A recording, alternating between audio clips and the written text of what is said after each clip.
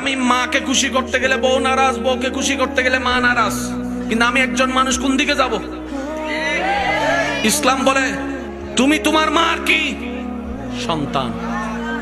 তুমি তোমার বউয়ের কি? স্বামী। শব্দগুলা খেয়াল করবেন। তুমি তোমার মার সন্তান, যার পায়ের নিচে তোমার বেহেশত। তুমি তোমার মায়ের পায়ের নিচে।